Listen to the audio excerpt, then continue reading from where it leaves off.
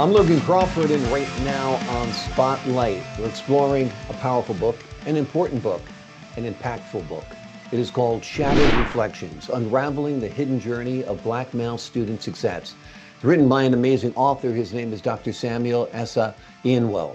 This groundbreaking book delves deep into the challenges and triumphs of Black male students, offering a comprehensive look at the psychological, social, and cultural factors that shape their academic journeys. Join us right now as we discuss the critical insights and actionable solutions the doctor presents to foster success and equity in education. We're delighted to have this very talented author and educator join us here today on Spotlight. We thank the team at Atticus Publishing for helping us put him in the spotlight today, and we ask viewers like you to support authors like him by subscribing to our channel and by purchasing his amazing book. The links are below this interview. Doctor, so good to see you here today on Spotlight. Likewise. Thank you very much for this opportunity, Logan. Do you feel the educational system in some ways fails Black male students in America and perhaps in other parts of the globe as well? Absolutely, yes. The educational system has failed the Black community. When policies are crafted, what I researched into was that the cultural aspect and the in-depth of that community is not integrated into educational policies. And you look at social aspects, you look at cultural aspects, those areas have not been integrated into the educational policy. So they don't really do see themselves in there. It felt like disadvantage to them. Well, the curriculum seems to be based around a white, male or female, Western European model. So that in itself is kind of culturally unfair, correct? That's correct. That's correct. That's why in the book, there are recommendations for policy reforms. So here in the United States, we have to make sure that we craft policies that suit both the Black and the male. You know, since 1954, when the Supreme Court declared equal but separate, that opportunity came up. But up until now, you still don't see that opportunity being, surfacing in the Black community. It's still there. So if educators will want to see Black male students success, to see them, succeed in the educational life, these policies needs to be changed to fit them into academia. Absolutely. And when you look at students who are successful in their educational institutions, generally, except for extremely motivated students, there are parents behind them. Parents supporting them, parents pushing them, parents making sure they do their homework, making sure they have, tutors when needed and so forth. There is inequity in many Black families in that there's the absence of fathers, correct? Absolutely. You touched on a stronger pillar in the backbone of the support. And if you look at the Black community, that support that comes to education is basically from women and grandmothers. So the question is, I ask myself, where are the fathers? The fathers who needs to play that pivotal role in the lives of these Black male students are not there. And for one reason or the other, I came up with three when I was doing this book. One, it could be death, where the main father is not there. The second one is divorce. The divorce rate in the Black community is very high, almost 30.8% when you look at 1,000 marriages. And then the third one is incarceration. Almost 71% of Black fathers are incarcerated. So that role has been taken away from their community. And the mothers and the grandmothers are trying their best to instill in them that discipline, that education is the key to your success. So that inequity, absolutely, it's there. Yeah. Seems like you not only have to change the educational system, but you also have to change society, right? Absolutely. Yeah. There are a lot. Society, it's one. Educational system, it's one. How things are structured, it doesn't Yeah. favor the Black community. Yeah. Um, One might even say it's prejudice against males in general, and especially prejudice against Black males. Would you agree with that statement? Yes. If you tap into research, it is true. It is true. But for the reason behind that, we have to go deep into research and find out why those reasons, it's behind the Black male, especially. If you look at most of our prisons, the states and then the federal, it's all Black. And most of them are male. So Yeah. what is happening Yeah. in there as well? Yeah. We need to have a deeper look into that. I also think the unique aspects of being a man, which tend to be energy and drive, are underappreciated by the educational system that wants you to shut up, sit there, and listen. I think education needs to be more active. Would you agree with that? Logan, it is true. It has to be active. Let me give you a typical example. If you go into one institution as a home, you will not find the man there. You go into the educational institution, how many male teachers do we have? So if your son is in school and there's no representation, what is the possibility that this guy will go on into high school, middle school, high school, and into college? There's no representation. Females are on teaching. All the boards you see female. So when there's no representation, these young ones don't see themselves there. Now, when I don't know if you're a Christian, I'm a Christian. Now come to the church. Go to where the children are being taught, the Sunday schools. It's being run by women. So across these few institutions, men are not being represented. And their voice are not being heard. Let me take you way back. When you go to the hospital, when you give birth, anything you sign on that paper is by the woman. The man has no say in what goes on in the hospital. Exactly. So from the onset, the society wants to relegate men who are the backbone of society to the background. And I believe it's time for us to stand up. Look at our system. Men, where are they? I always ask myself, where are the fathers? Where are the men? Whom we need to stand up to society, bring that discipline, into our community. So, Logan, I do agree with you. I agree. More and more today, men are a disregarded entity when it comes to parenting, even when it comes to work. The opportunities are getting fewer and far between. And were things tilted in favor of men for a lot of years? Yes. But I think the imbalance now is really prejudicial against men. And like I said, especially prejudicial towards Black men. Let's talk about what you believe are some of the most significant challenges that contribute to the achievement gap for Black male students. Wow. We're looking at the opportunities that the institutions are not given to these Black men. And then they themselves, they have to be resilient and determined in what they want to achieve. Even though there are no paternal, figures in your life, many have gone ahead and be successful. So why sit on the tentacles and say that, okay, I don't have a father, I don't have a role model. So I'll touch on resilience.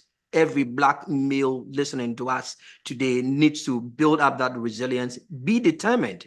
The human spirit is there for us to, come out of ourselves and do the best for all of us. Two, we can touch on mentorship. Mentorship needs to be available to Black male students. I believe you had mentor. I've had mentors. So when these mentors are available to them, their potential will not be echoed in the void of guidance. It comes into guidance. Look at your screens. Look at Olympics, Team USA, all Black. So if these talents were not nurtured, where will the United States will be in Olympics or down the lane? So that also comes in, and scholarships. Scholarship needs to be made available to the Black community. How to source for these scholarships? Where are these scholarships? They don't know where scholarships are, but scholarships are in the system. The system is set up. But Logan, how do I get to know Logan if somebody does not direct me to Logan? Right. We have in this interview because somebody connected me to Logan. Right. Exactly. That is the thing. And then the cultural network. If they're not able to network well, they will not be able to succeed and gaining what they want to do. Mm-hmm. If I want to network with Logan, I know that Logan also has other networks that it will be beneficial to me. So those kind of things are challenging to the Black males, and I believe it needs to be unveiled for them to see the end of the light. Exactly. No, I agree 100%. I feel that by having a predominantly female teaching force, that leaves Black males with very few mentors. People do tend to mentor their own. I mean, I think that if you look at psychology, that is a proven fact, or at least a debated theory. White males will mentor white males, white females will mentor white females. There's not enough Black males in the education system where they're picking the student who might be distracted, might be having a problem at home, might be more interested in sports at this point in his life than his academics, and saying, hey, pal, I was where you were. I dreamed of playing basketball, but I just wasn't good enough. But thank goodness I stayed the track and I did well in school, because this is what's really paid off. People need somebody like that, whether it's a coach, whether it's a teacher, whether it's a member of the clergy, to take an interest in them, or a dad, right? Yes. Yeah. That's the fundamental key. Yeah. It starts from the home. Yeah. If that paternal figure is lost in the home, this Black guy will lose track. Yeah. Yeah. The mothers can do it, but they can't do it all. Yeah. But if there's a dad in the home, brings in discipline, bringing in guidance, bringing in direction. See me as a dad. I go out, I work, I come back. I help you sit down, do your work. So they pick it up from there. But from the onset, the paternal figure to help him is not there. Yeah. So it's difficult to go, okay, let me go and look for a mentor. And even there, they don't know what a mentorship is, because I've not had one before. Right. And they're not even comfortable in a male-male relationship because they don't have a father in the home. Sure. And you're right. It's, when we talked before about it being a societal problem, is that our systems are rigged against the Black male. When there's an issue at family court, how many men are leaving as the custodial parent of the children? Very few, right? Very few, sure. The court system is set up that the woman default basically gets the children, and men are in fact sometimes even criminalized through an onerous amount of child support that they have to pay or unable to pay. Suddenly their driver's license are suspended, they can't go to work, they get locked up. It's a horrible cycle, a horrible spiral, and it's created by laws that perhaps were good intended to keep children from being from not having the support they need from their fathers, to a system where fathers are criminalized. And I think that has to change. And I think if that changes, it'll help a lot in the schools as well. Absolutely. That's a good point there. Last night I was researching into a thought came to mind about these child support systems. I asked myself, are some of these women using it as a business cycle? Yeah. You have a woman with 4 kids with 4 different men, right, and taking child support from all these 4. So I believe it's something that somebody can take on and research on it and see if it is becoming, a business model. Yeah. And it's not. It is absolutely not helping the Black community, especially with also the court systems. Something needs to be done. It's disempowering. It's encouraging families to be broken apart. There's a financial incentive there, and that needs to be removed. Before we leave you today, what's the message you have for folks who read your book? What do you hope they take away from it? Logan, I want to inspire readers to the call of action. This problem has been there. I'm not the first person revealing this issue. It has been there. What are we doing about it? I just wanted to draw attention again to this systemic problem, especially the absence of paternal figures, that the African-American community needs to sit down and think through it again. The basis of every home is 2 people, the mother and the father. They cannot do away with their father and believe that they will succeed. You are harming the children. You are harming the children. So I just want to inspire readers, basically my readers, a call to action. It could be in the schools. Take action. Adopt a boy. Adopt a Black boy. They are full of potential. Logan, full of potential. I'm an African. I'm from Ghana. Full of potential. But if these potentials are echoing the void of guidance, where will they be? Exactly. Where will... Like anybody who's a bundle of energy, creativity, and intelligence, unless you're guided in the right direction, you know, you're lost. And I think you've done a great job here in sending out that clarion call to folks that they need to be involved in school. If possible, stay married. It's been said the most important thing a man can do for his children is love their mother. Love them. Keep that family together if at all possible, and you'll be doing great things for future generations and the world. The name of the book is Shattered Reflections, Unraveling the Hidden Journey of Black Male Student Success. It's a groundbreaking book that dives deep into the challenges and triumphs of Black male students, offering a comprehensive look at the psychological, social, and cultural factors that shape their academic journeys. Doctor, thank you so much for joining us here today on Spotlight. Thank you for this opportunity. It's a great pleasure always. And I want to say great work to your team. They are doing an awesome and fantastic job. Terrific. That's great to hear. Loved speaking with you today. I enjoyed our conversation very much.